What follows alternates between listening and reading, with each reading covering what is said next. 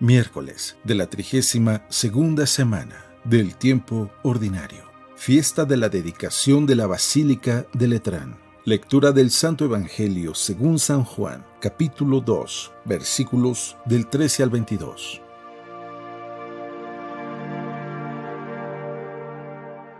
Cuando se acercaba la Pascua de los judíos, Jesús llegó a Jerusalén y encontró en el templo a los vendedores de bueyes, ovejas y palomas, y a los cambistas con sus mesas. Entonces hizo un látigo de cordeles y los echó del templo, con todo y sus ovejas y sus bueyes. A los cambistas les volcó las mesas y les tiró al suelo las monedas, y a los que vendían palomas les dijo: «Quiten todo de aquí y no conviertan en un mercado la casa de mi Padre». En ese momento sus discípulos se acordaron de lo que estaba escrito: «El celo de tu casa me devora». Después intervinieron los judíos para preguntarle: «¿Qué señal nos das de que tienes autoridad para actuar así?». Jesús les respondió: «Destruyan este templo y en 3 días lo reconstruiré». Replicaron los judíos: 46 años se ha llevado la construcción del templo, ¿y tú lo vas a levantar en 3 días? Pero él hablaba del templo de su cuerpo. Por eso, cuando resucitó Jesús de entre los muertos, se acordaron sus discípulos de que había dicho aquello y creyeron en la Escritura y en las palabras que Jesús había dicho.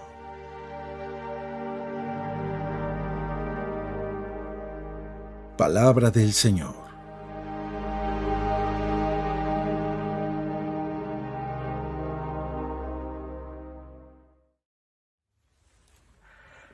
Muy buenos días.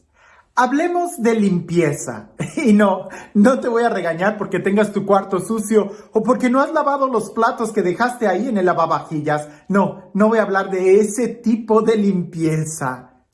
O a lo mejor sí. Bueno, tú trata de pensar en algún momento donde tú hayas dicho: «Ay, mañana o en un momento más voy a arreglar tal situación». O voy a limpiar aquella despensa, o voy a limpiar mi cuarto, la alacena, o voy a recoger aquella maceta que se tiró. Y pasa un día, pasan 2 días, pasan 3 días, y hasta parece que ese desorden ya es parte de la decoración de tu casa, de tu hogar o de tu escritorio. Hoy en el Evangelio Jesús nos habla de que Él entra y limpia. Pero parece que si alguien estuviera viendo a Jesús, seguramente diría: «Tú no estás limpiando, tú estás haciendo todo un desorden». Pero en realidad ese desorden era una limpieza a profundidad. Escuchemos el Evangelio y seguramente me vas a entender cuando digo que desde afuera parecía que Jesús estaba haciendo un desorden, pero en realidad estaba limpiando. Incluso algunos dicen purificando, que es mucho más profundo que una limpieza superficial. Escucha lo que dice el Evangelio. Cuando se acercaba la Pascua de los judíos, Jesús llegó a Jerusalén y encontró en el templo a los vendedores de bueyes y ovejas y palomas y a los cambistas con sus mesas. Entonces hizo un látigo de cordeles y los echó del templo, con todo y sus ovejas y bueyes. A los cambistas les volcó las mesas y les tiró al suelo las monedas.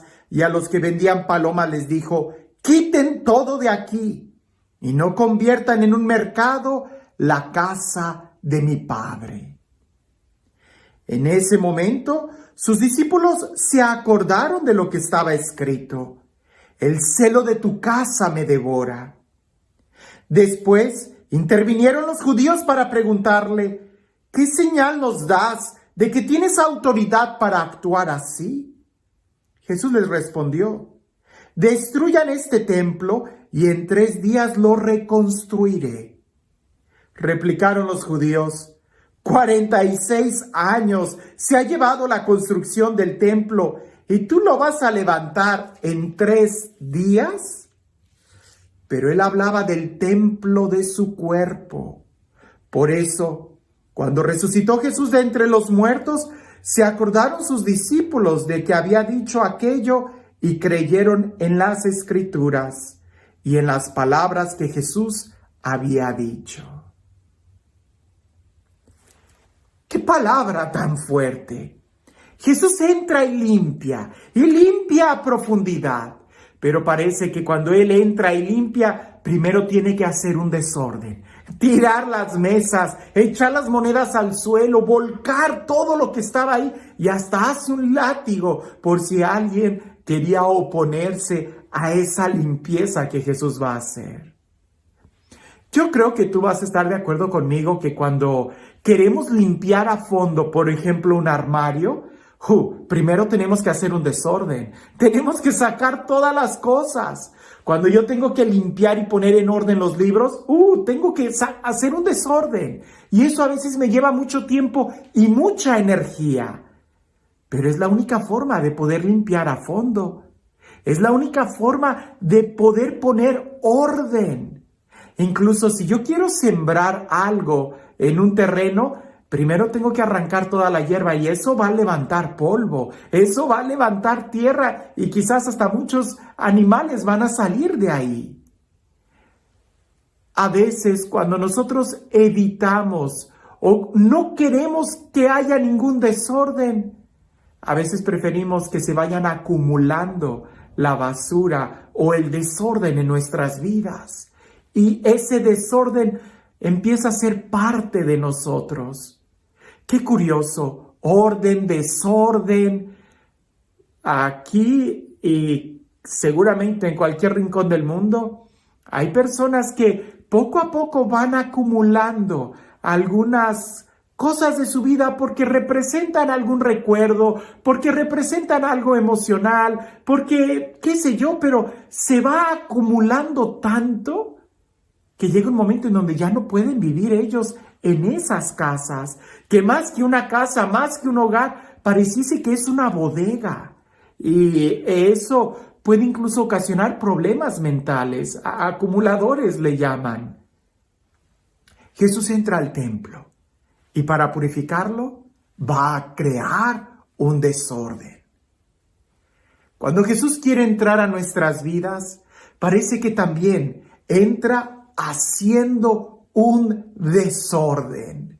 Sí, Dios es un Dios que hace nuevas todas las cosas y es un Dios que parece que al poner orden, primero nos va a incomodar mucho.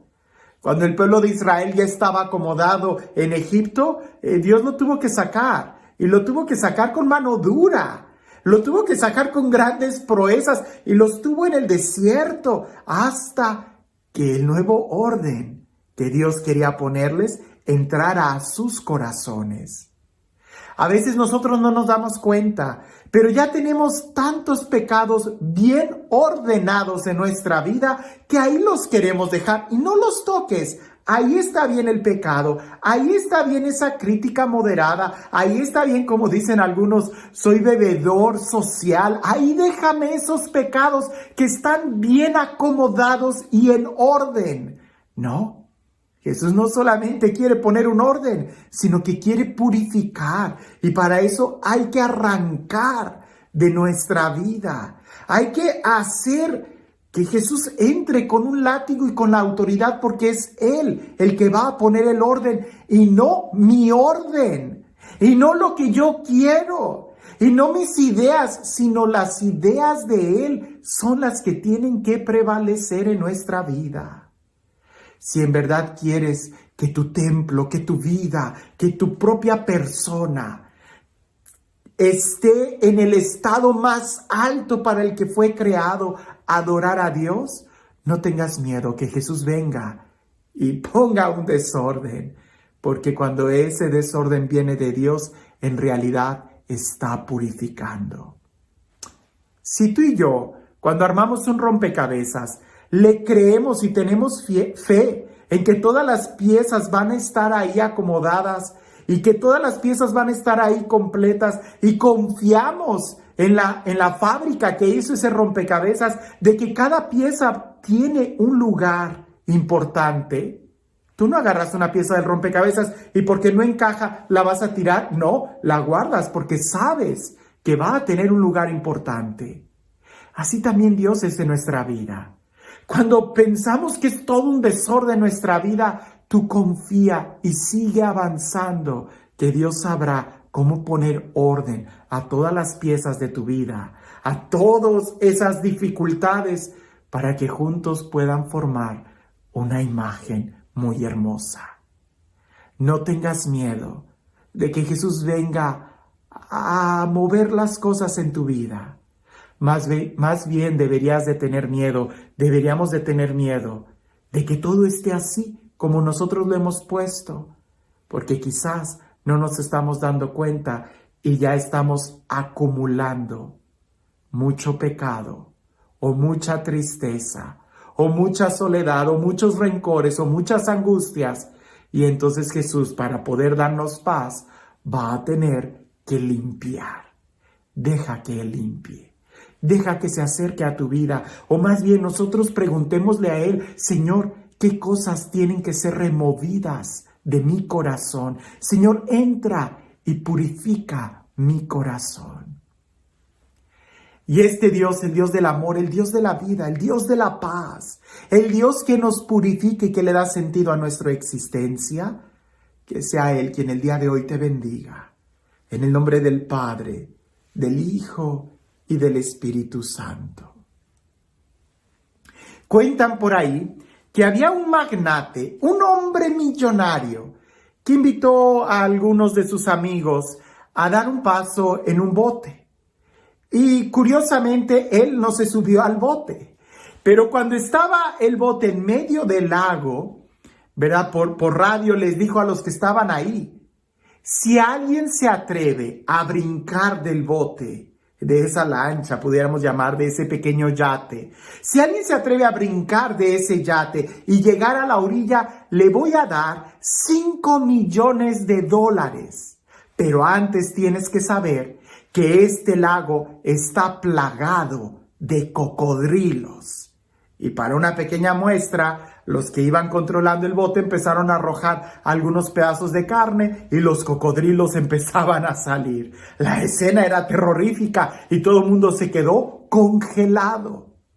Pues por ahí hubo alguien que cayó al agua y empezó a nadar lo más rápido que pudo, que llegó a la orilla, todo exhausto, pero lo logró. Todos gozaban de la admiración y aquel hombre le dijo: lo prometido es deuda, te voy a dar los $5 millones. Pero dinos, ¿de dónde sacaste tanto valor para poder lanzarte al lago y nadar sin que te importara ver los cocodrilos? Y aquel hombre, tomando aire, todavía lleno de la presión arterial por el miedo que tuvo al entrar al lago, dijo: ¿cuál valor? Alguien me aventó al agua, por eso tuve que nadar como loco hasta llegar aquí. ¿Quién fue el que me aventó? A veces nosotros así estamos. Sabemos que la meta que queremos alcanzar es el cielo, pero como vemos tantos cocodrilos, tantas dificultades, nos quedamos paralizados y preferimos estar así, muy tranquilos. Parece que es Jesús el que dice: ánimo. Y Él nos avienta para que en medio de ese desorden y de ese esfuerzo que nosotros hagamos, podamos llegar a la orilla y disfrutar la herencia que Él nos está dando como hijos de Dios.